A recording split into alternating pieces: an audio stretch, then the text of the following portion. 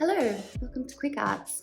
I'm Elizabeth Gleeson. I'm a muralist and fine artist based on beautiful Wurundjeri country up in the rainforest region of Dandenong Ranges. My practice centres around creating intricate patterns that are inspired by nature and influenced by the sweeping organic lines of the Art Nouveau movement, as well as European folk art from my own heritage and historical Japanese prints. Today, I'd like to take you through a beginner's guide on how to paint a mural in 4 easy steps.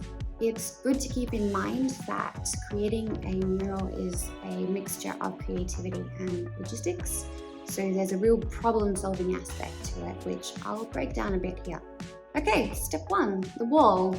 This is your canvas for your mural. It's a good idea to start smaller if you can to build your confidence up and on something smooth.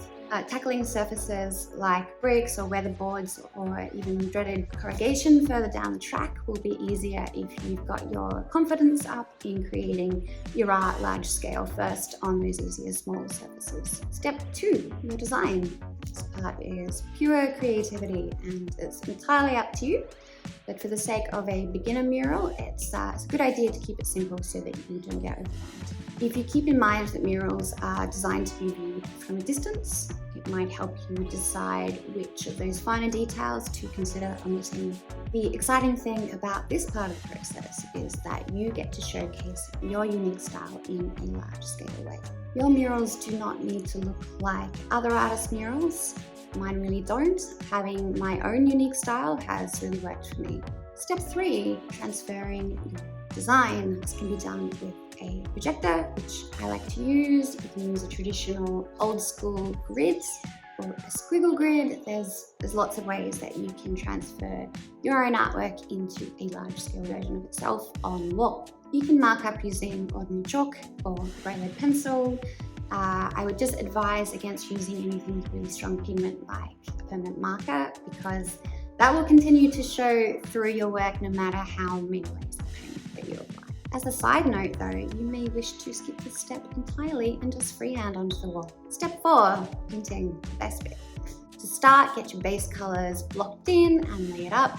You can experiment with spray paints or paint from pots with brushes, which is my preference. By the way, brushes do not need to be expensive, but practice with a wide range of mediums so that you can discover for yourself what you find the most fun, because it's really important to be enjoying creating your artwork. For all your questions about paint, head into a hardware store, a paint store, street art supply store. They are also happy to answer all of your newbie questions, so don't be scared of that. When blocking in, you may want to leave some of your marking up lines untouched so that you have a reference for your finer details that are still to come.